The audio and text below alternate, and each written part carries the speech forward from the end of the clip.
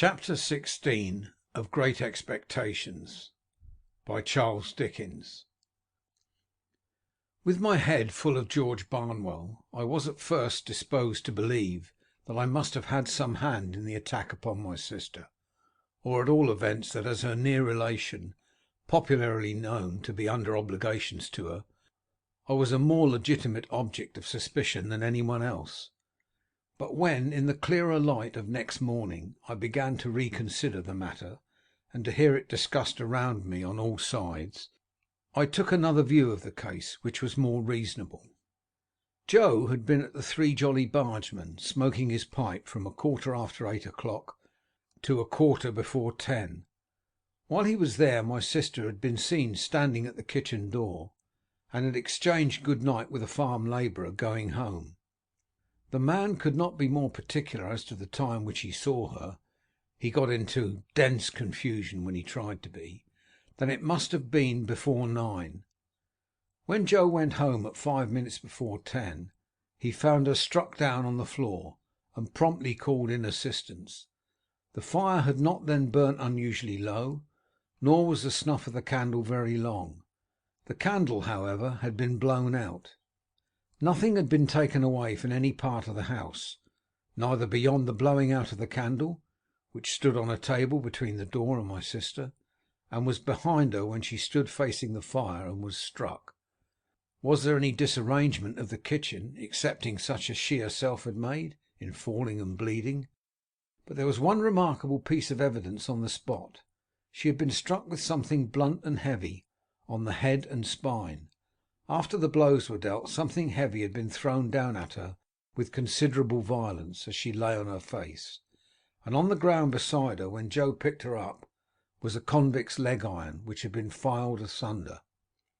Now Joe, examining this iron with a smith's eye, declared it to have been filed asunder some time ago. The hue and cry going off to the hulks, and people coming thence to examine the iron, Joe's opinion was corroborated. They did not undertake to say when it had left the prison ships, to which it undoubtedly had once belonged, but they claimed to know for certain that that particular manacle had not been worn by either of the two convicts who had escaped last night. Further, one of those two was already retaken, and he had not freed himself of his iron. Knowing what I knew, I set up an inference of my own here. I believed the iron to be my convict's iron, the iron I had seen and heard him filing at on the marshes, but my mind did not accuse him of having put it to its latest use, for I believed one of two other persons to have become possessed of it, and to have turned it to this cruel account, either Orlick or the strange man who had shown me the file. Now as to Orlick, he had gone to town exactly as he told us when we picked him up at the turnpike. He had been seen about town all the evening. He had been in divers companies in several public houses, and he had come back with myself and Mr. Wopsle. There was nothing against him, save the quarrel, and my sister had quarrelled with him and with everybody else about her 10,000 times. As to the strange man, if he had come back for his 2 banknotes, there could have been no dispute about them, because my sister was fully prepared to restore them. Besides, there had been no altercation. The assailant had come in so silently and suddenly that she had been felled before she could look round. It was horrible to think that I had provided the weapon, however undesignedly, but I could hardly think otherwise. I suffered unspeakable trouble when I considered and reconsidered whether I should at last dissolve that spell of my childhood and tell Joe all the story. For months afterwards I every day settled the question finally in the negative, and reopened and re-argued it next morning.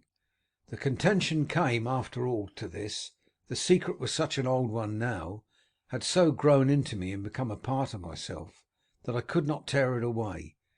In addition to the dread that, having led up to so much mischief, it would now be more likely than ever to alienate Joe from me if he believed it, I had a further restraining dread that he would not believe it, but would assort it with the fabulous dogs and veal cutlets as a monstrous invention. However, I temporized with myself, of course, for I was not wavering between right and wrong, when the thing is always done, and resolved to make a full disclosure if I should see any such new occasion as a new chance of helping in the discovery of the assailant. The constables and the Bow Street men from London, for this happened in the days of the extinct red waistcoated police, were about the house for a week or two, and did pretty much what I have heard and read of like authorities doing in other such cases. They took up several obviously wrong people, and they ran their heads very hard against wrong ideas, and persisted in trying to fit the circumstances to the ideas, instead of trying to extract ideas from the circumstances. Also they stood about the door of the Jolly Bargeman with knowing and reserved looks that filled the whole neighbourhood with admiration, and they had a mysterious manner of taking their drink that was almost as good as taking the culprit, but not quite, for they never did it. Long after these constitutional powers had dispersed, my sister lay very ill in bed. Her sight was disturbed, so that she saw objects multiplied and grasped at visionary teacups and wine glasses instead of the realities. Her hearing was greatly impaired, her memory also, and her speech was unintelligible. When at last she came round so far as to be helped downstairs, it was still necessary to keep my slate always by her, that she might indicate in writing what she could not indicate in speech, as she was, very bad handwriting apart, a more than indifferent speller, and as Joe was a more than indifferent reader, extraordinary complications arose between them, which I was always called in to solve. The administration of mutton instead of medicine, the substitution of tea for Joe, and the baker for bacon, were among the mildest of my own mistakes. However, her temper was greatly improved, and she was patient. A tremulous uncertainty of the action of all her limbs soon became a part of her regular state, and afterwards, at intervals of 2 or 3 months, she would often put her hands to her head, and would then remain for about a week at a time in some gloomy aberration of mind. We were at a loss to find a suitable attendant for her, until a circumstance happened conveniently to relieve us. Mr. Wopsle's great aunt conquered a confirmed habit of living into which she had fallen, and Biddy became a part of our establishment. It may have been about a month after my sister's reappearance in the kitchen, when Biddy came to us with a small speckled box containing the whole of her worldly effects, and became a blessing to the household. Above all, she was a blessing to Joe, for the dear old fellow was sadly cut up by the constant contemplation of the wreck of his wife, and had been accustomed, while attending on her of an evening, to turn to me every now and then and say, with his blue eyes moistened, "Such a fine figure of a woman as she once were, Pip." Biddy instantly taking the cleverest charge of her, as though she had studied her from infancy, Joe became able in some sort to appreciate the greater quiet of his life, and to get down to the Jolly Bargeman now and then for a change that did him good. It was a characteristic of the police people that they had all the more or less suspected poor Joe, though he never knew it, and that they had to a man concurred in regarding him as one of the deepest spirits they had ever encountered. Biddy's first triumph in her new office was to solve a difficulty that had completely vanquished me. I had tried hard at it, but had made nothing of it. Thus it was, again and again and again, my sister had traced upon the slate a character that looked like a curious T, and then with the utmost eagerness had called our attention to it as something that she particularly wanted. I had in vain tried everything producible that began with a T, from tar to toast and tub. At length it had come into my head that the sign looked like a hammer, and on my lustily calling that word in my sister's ear, she began to hammer on the table, and had expressed a qualified assent. Thereupon I had brought in all our hammers one after another, but without avail. Then I bethought me of a crutch, the shape being much the same, and I borrowed one in the village, and displayed it to my sister with considerable confidence. But she shook her head to that extent when she was shown it, that we were terrified lest in her weak and shattered state she should dislocate her neck. When my sister found that Biddy was very quick to understand her, This mysterious sign reappeared on the slate. Biddy looked thoughtfully at it, heard my explanation, looked thoughtfully at my sister, looked thoughtfully at Joe, who was always represented on the slate by his initial letter, and ran into the forge, followed by Joe and me. "Why, of course," cried Biddy with an exultant face. "Don't you see? It's him."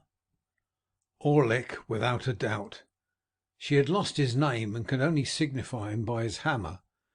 We told him why we wanted him to come into the kitchen, and he slowly laid down his hammer, wiped his brow with his arm, took another wipe at it with his apron, and came slouching out, with a curious loose vagabond bend in the knees that strongly distinguished him. I confess that I expected to see my sister denounce him, and that I was disappointed by the different result. She manifested the greatest anxiety to be on good terms with him, was evidently much pleased by his being at length produced, and motioned that she would have given him something to drink. She watched his countenance as if she were particularly wishful to be assured that he took kindly to his reception. She showed every possible desire to conciliate him, and there was an air of humble propitiation in all she did, such as I have never seen pervade the bearing of a child towards a hard master. After that day, a day rarely passed without her drawing the hammer on her slate, and without Orlick slouching in and standing doggedly before her, as if he knew no more than I did what to make of it. Chapter 17.